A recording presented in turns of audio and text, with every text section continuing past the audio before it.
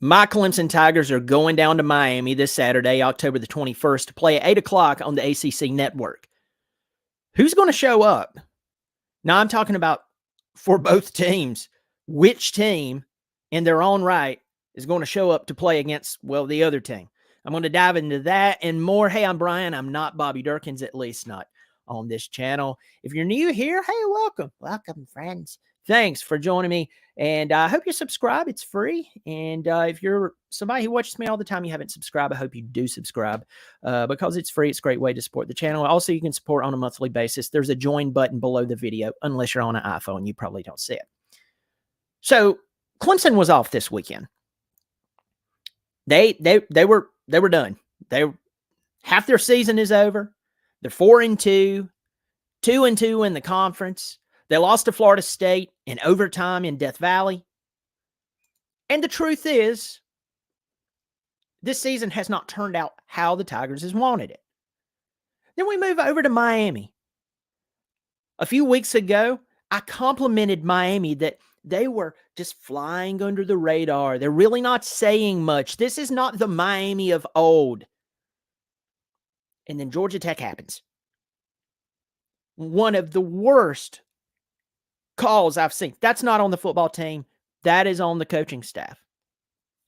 So you go, how are they going to react? And then they got beat over their head by North Carolina, a very good football team, by the way. So this weekend, who shows up? Clemson has been up and down because, right after they lost to Florida State, they go to Syracuse, a team that they normally have problems with Dino Babers. Garrett Schrader's not a bad football player.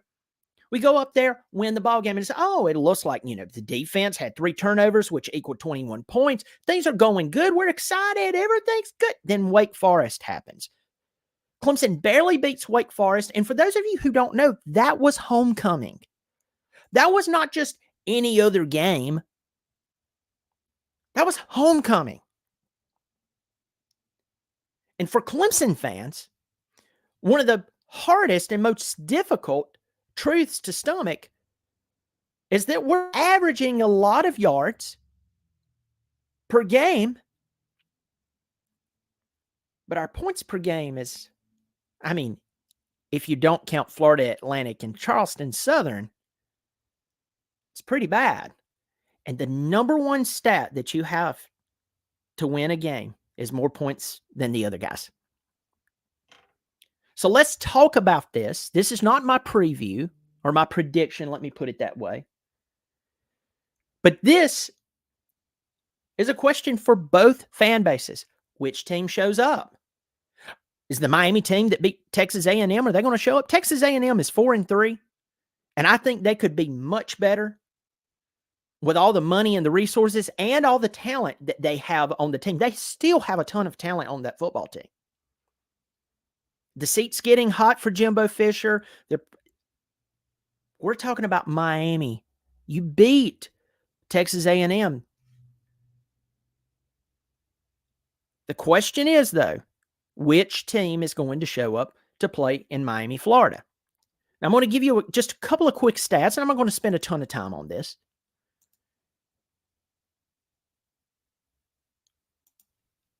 Here's offensive production.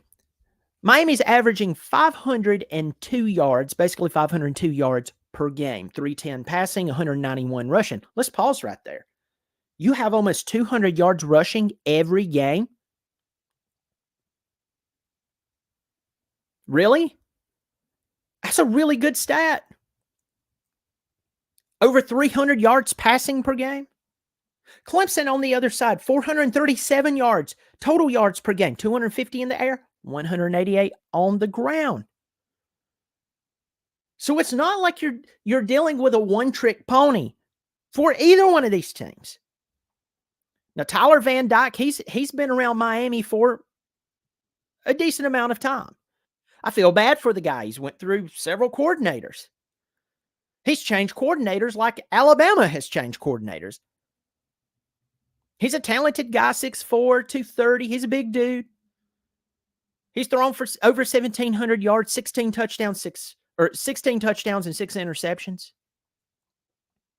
He's not really been dealt the best hand in the world. with all the problems, with all the craziness. This is Cristobal's second full year. You look at Cade Klubnik. Cade Klubnik is with his second offensive coordinator. The most ill-prepared quarterback by the Clemson coaching staff since Taj Boyd. And I've broke that down for my past listeners. If you're new here, I'm not going to go through that because of time. But trust me on that. It's mind-boggling. The question is, which team will show up to play in Miami? And I'm asking that for Clemson. I'm asking that for Miami. This is a crossing point for both teams. Miami is 0-2 in the conference. Something has to give. Losing to North Carolina is understandable. It's not acceptable if you're a Miami fan. No one wants to see or watch their team lose. I don't want to watch my team lose.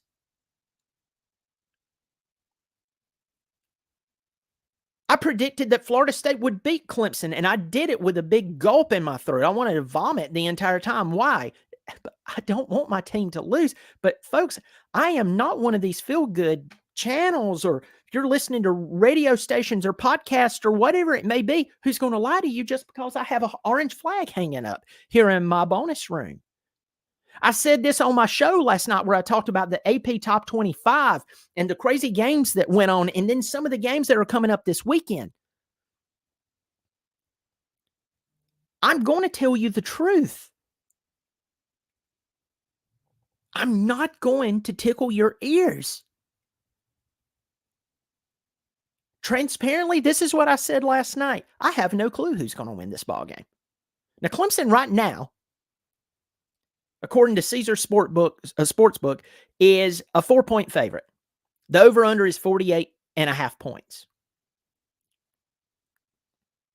Now, you have Miami, who I was praising a few weeks ago for not coming out here with the normal Miami craziness. And then their coaching staff blew it. Coaching matters, folks. If it doesn't matter that much, why is so much money being shelled out to these people? That gets people torqued up. By the way, that little comment right there that I just made pisses off a lot of people. And I'm like, I'm not talking about you. I'm talking about a coach.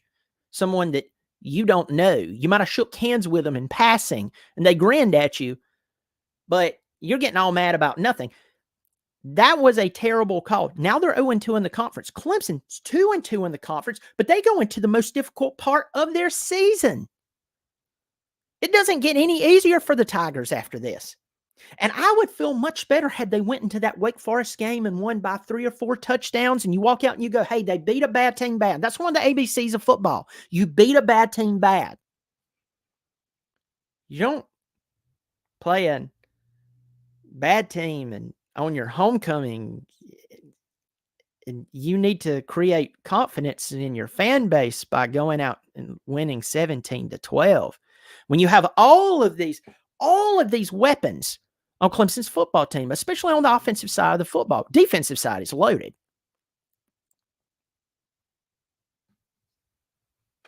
A bunch of Clemson fans start to get mad at me. They're like, you can't win every game by 100. I'm like, you're right. It's been 5 years since the last national championship. We're going into year 3 of not going to the college football. You go ahead, stick your head in the sand. You're seeing the program go backwards, sliding down the hill. And if they're doing it with this talent, and you can't fix it now, there's a problem. I look at Miami. Miami, what's the deal with you? I mean, Miami fans, if you're watching this, Clemson has to play NC State after you at NC State, which is not that great of a game. Notre Dame. Who is Notre Dame? Notre Dame went out and throttled Southern Cal and then lost to Louisville the week before. I mean, they didn't kind of beat Southern Cal. They emasculated them.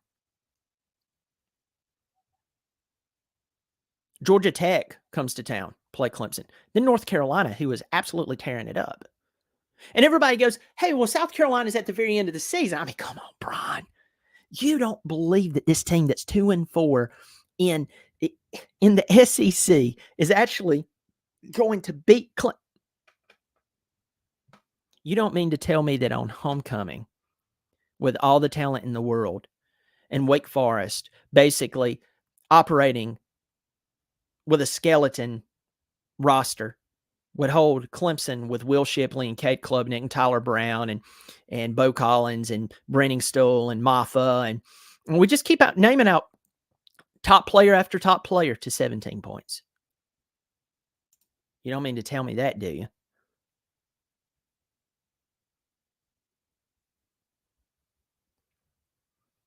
I want to pause here in the game. I want to pause here in the show. I'll let everybody know about my sponsor, 4puttcarts.com. The link is below. They're a beverage and snack cart service for golf courses as well as special events. I used to work at a golf course. I used to work at a clubhouse. You have a tournament, come in, man, you get overwhelmed. I mean, there's just people everywhere. I used to work with the Clemson tournament. Perry Tuttle. I'll never forget meeting Perry Tuttle and Jeff Davis and all those guys.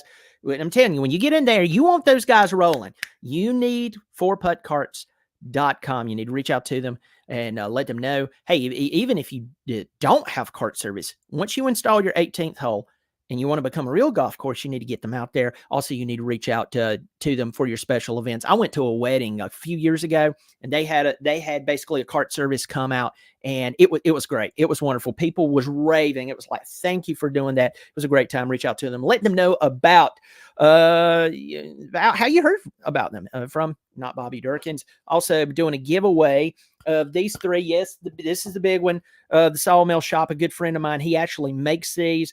This is the prototype, the only one that he ever made. Gave it to me, and I was like, man, why don't you sell a bunch of those? I mean, heck, I'll buy them from you and resell them on my show. He's like, I made one of them. It was too hard, but the smaller ones are much easier. We're going to give away 3 or 4 of these. I'm trying to figure out how I'm going to do that, but check them out and let them know that you heard about them from the Not Bobby Durkin Show. Also, if you want to join the channel, support it monthly, it's so flipping cheap you won't even miss it. I promise. The join button's below. Unless you're on an iPhone, you won't see it. Let's get back to this Miami game. The truth is, Miami is facing a similar road as Clemson. Please overlook it. My son's crying downstairs. His mom's down there. He's probably in a fight with his brother. So after Clemson, Miami gets an easy game with Virginia. Then they play NC State. NC State is nothing to write home about, nor was Georgia Tech, but I'm not mocking you. It's just the truth. Then you're at Florida State.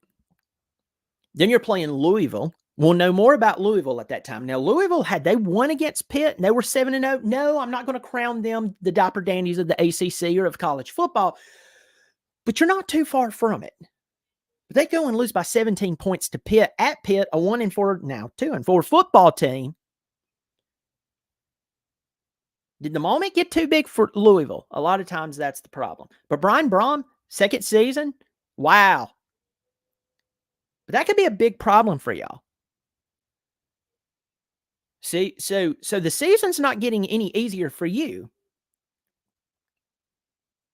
It's getting harder for us than it is for you, but you still have to play Florida State. I know you hate Florida State. I remember watching the year that Ed Reed was like a freshman and y'all beat them like Florida State beat y'all like 57-0 or 54-0 or something like that. And then, of course, the next year was that incredible year. You lost like one ball game. You had Dan Morgan on the team. We know that whole thing. But just like I'm having to remind Clemson fans that 2018 is gone and the intensity is gone that was there. It needs to be restored while we still have the talent and we can recoup this thing. That's gone. But you still hate Florida State. You would love nothing more than to ruin Florida State and any hope they have of a postseason. Because right now, there's no team in college football that I look at and go, that's the team. That is the team to beat. There's no other team in the country that looks that elite. I can't say that about anyone right now. So Florida State, if they should get a loss and it be from you, I can mess with them. Y'all would love to do that. The question is, can you? Let me rephrase that. Will you? I have a bunch of great comments in here. Someone said that Miami's quarterback is out. Is Van Dyke out? Please forgive me for missing that. Someone put it in the comment section and let me know if Van Dyke is out. But folks, I'll tell you this straight up, that I don't care if Van Dyke is out. Clemson has to show up in this ball game, because if Clemson continues to be inconsistent, and the game from Wake Forest didn't scare them, that's a Sam Hartman-less team. Those good wide receivers. Slim Shady Canes says Tyler Van Dyke is playing as of now. Okay, I trust you, Slim. But as of now, folks, both teams, if I was a betting man, I wouldn't touch this game with a quarter, because we really don't know what's going to happen. Now, if both teams came out and played their best ball, I think we'd be in for an entertaining game. I do believe my Tigers, if they played their best ball across the board, would have a different season right now. But if is a big word. If is a big word. And if didn't happen. Clemson's 4-2, 2-2 in the conference. Inconsistent. Miami's on a 2-game skid. Maybe that's the only thing that can get them thinking about stepping up. Or else they'll be on a 3-game skid. We'll see. Folks, thank you so much. I will do my prediction later this week.